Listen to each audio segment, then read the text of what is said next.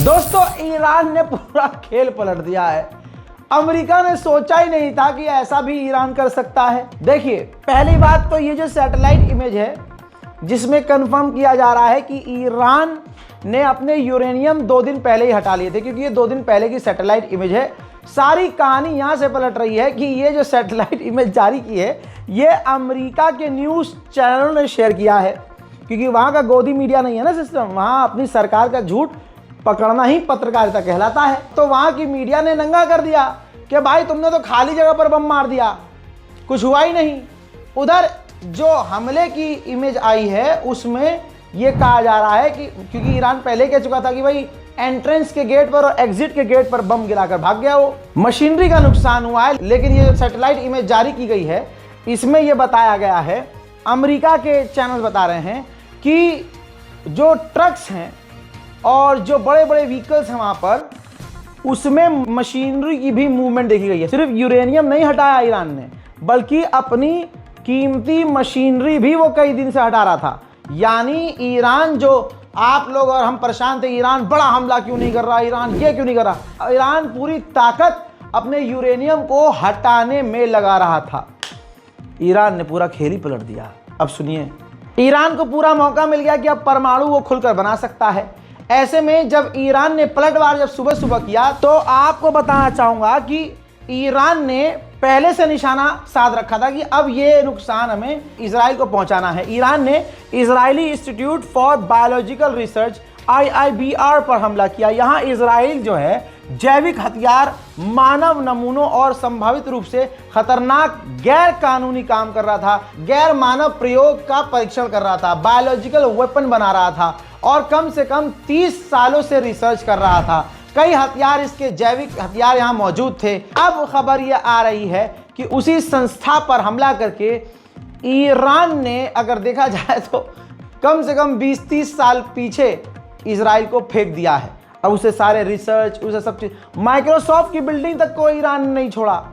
आप समझ रहे हैं? तो ईरान ने पूरा गेम पलट दिया। ईरान को पता था कि अमेरिका, इजराइल ये कुछ न कुछ गड़बड़ करेंगे।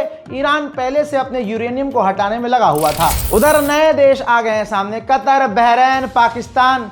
इन लोगों ने भी इजराइल के और अमेरिका की निंदा की है और ईरान का साथ दिया है। लेकिन मेरा मानना है ऐसा भी साथ देना, क्या ही साथ देना कि सिर्फ तुम्हें लिखित में निंदा करनी हो और लिखित में सपोर्ट करना हो। खबर यह है, पहले तो कंफर्म रिपोर्ट पहले आ चुकी है कि ईरान में जहां जहां इजराइल ने हमला किया है परमाणु फैसिलिटी पर, वहां कोई गैस लीकेज नहीं हो रही है, कोई केमिकल लीक नहीं हो रहा है और न रेडिएशन फैल रहा है। लेकिन सुरक्षा के तौर पर, मतलब ये समझ लीजिए कि बचाव के लिए पहले से, मतलब कोई रिस्क नहीं लेना चाहता ईरान, तो ईरान उन के आसपास जहां उसके ये प्लांट थे जहां पर हमला हुआ है, ईरान उन तमाम जगहों से अपने आम लोगों को निकाल रहा है।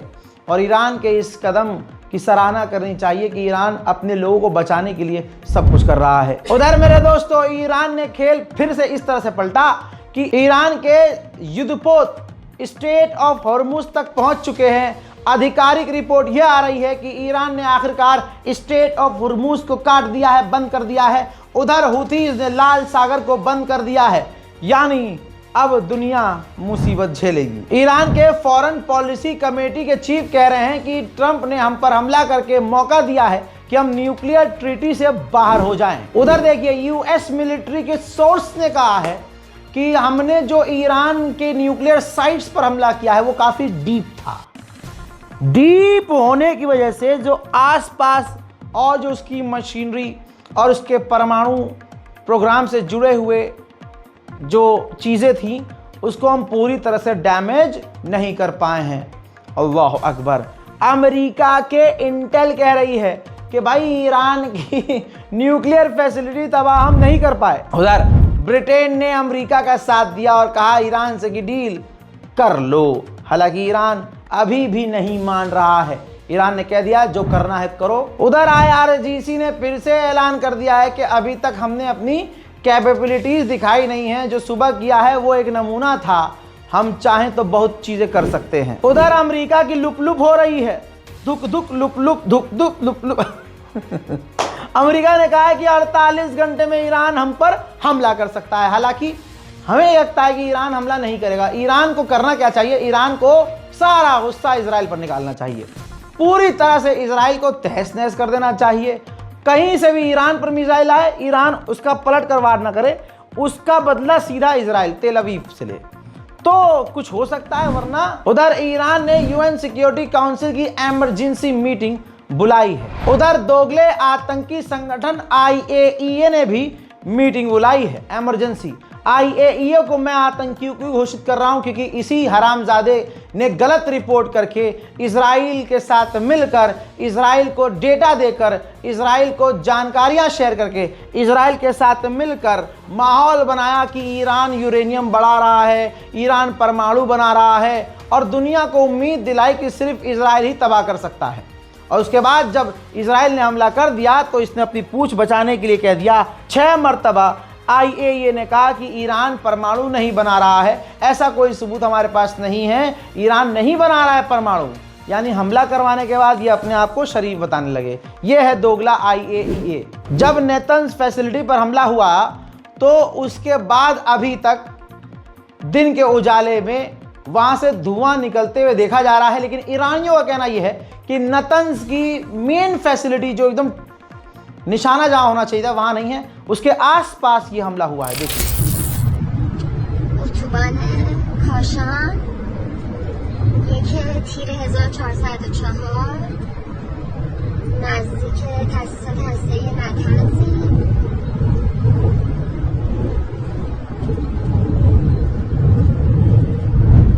अब आधी दुनिया के हुर्मुज में जो टैंकर फंसे हुए हैं, तस्वीर देख लीजिए, ये ट्रैफिक है हुर्मुज, स्टेट ऑफ हुर्मुज में।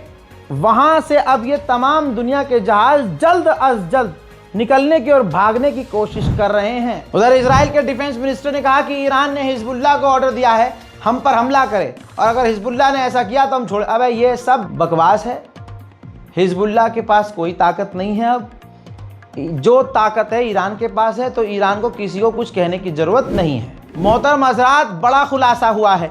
ये जो अमेरिका यानी ट्रंप ने ईरान पर हमला किया है, इसकी तैयारी बहुत पहले से नेतन्याहू कर रहा था, वो भी किसके साथ मिलकर, पूर्व राष्ट्रपति जो अमेरिका के थे यानी जो बाइडेन थे, उनके साथ मिलकर ये प्लानिंग शुरू की गई थी और आज इसको एग्जीक्यूट किया गया। खुलासा ये हो रहा है कि फॉर्दो न्यूक्लियर फैसिलिटी पर अमेरिका ने B-2 बॉम्बर से 14 बंकर ब्रस्टर बम मारे थे।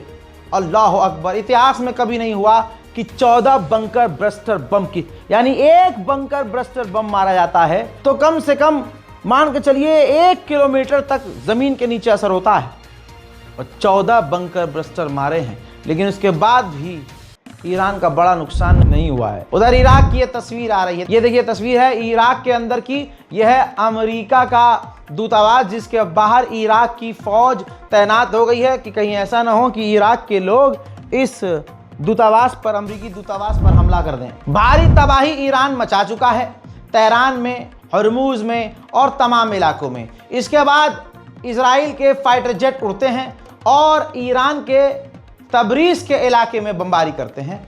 ईरान के अंदर हमला देखिए।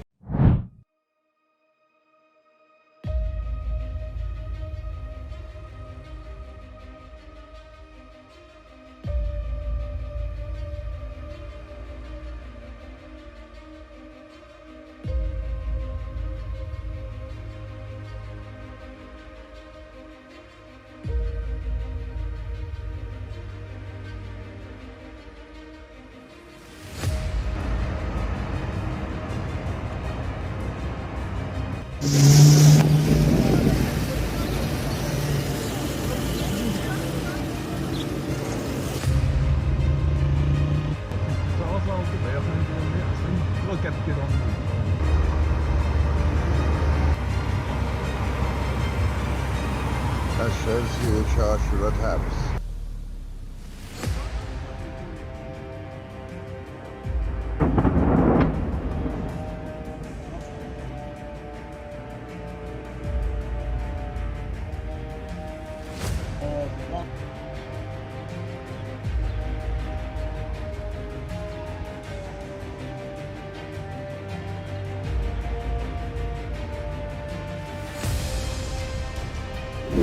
उधर में दोस्तों तस्वीर देखिए, बहुत पुराने ज़माने का F-5 फाइटर जेट ईरान का जो है उसको तबाह किया गया है। इजराइल ने ये फुटेज जारी की है, हालांकि ये फाइटर जेट काफ़ी पुराने थे।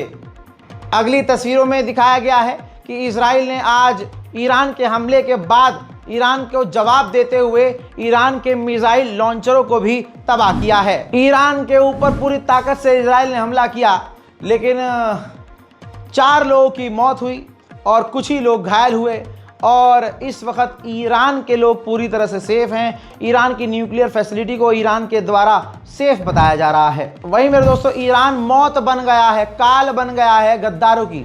तस्वीर देखिए, आज सुबह ही सुबह एक और मूसाद का जो ईरानी जासूस था उसको लटका दिया है, फांसी दे दी है। मेरे दोस्तों ये है ताज़ा तरीन खबरें, लगातार पिछले 1 हफ्ते से ज़्यादा हो चुका है। हर खबर आपको सबसे पहले दी है। आप तमाम लोग गवाह हैं, इसीलिए आप मुझसे इतनी मोहब्बत कर रहे हैं। आपसे दुआ की अपील मैं बहुत कम करता हूं, अपने लिए और अपनी टीम के लिए। मेरे सीनियर जो एडिटर हैं अब्बास भाई, उनके लिए दुआ कीजिए। हमारे सहयोगी जो हैं कैफ कुरैशी, उनके लिए दुआ कीजिए। और हमारे साथ फैज़ी जो लगातार हमारे साथ, ये जो मेन लोग हैं, इनकी पूरी अलग अलग टीम है, सबके पास अपने अपने लोग हैं। लेकिन ये जो मेन कैरेक्टर्स बताए हैं, ये पिछले जब से ये जंग चल रही है, ये 10 दिन से हमारे साथ ऑफिस में है। हम कहीं नहीं गए, ऑफिस में खा रहे हैं, ऑफिस में सो रहे हैं। और सो क्या रहे हैं, 3 घंटे कोई भी नहीं सो पाया है रेगुलर, क्योंकि बैक टू बैक खबरें आ रही हैं और हम सबसे पहले आपको खबर दे रहे हैं। तो आप समझ सकते हैं हमारे पास इतनी बड़ी संस्थान तो नहीं है, इतनी बड़ी मशीनरी तो नहीं है कि हम गोदी मीडिया की तरह खबरें फट देते रहें। लेकिन हमने जो भी खबरें दी हैं सबसे पहले दी हैं और सबसे सटीक दी हैं। इस रिपोर्ट को शेयर करते रहिएगा और हम लोगों के लिए दुआ ज़रूर कीजिएगा। मैं हूं रज़ा और आप देख रहे थे रज़ाग्राफी अनस्क्रिप्टेड। जय हिंद।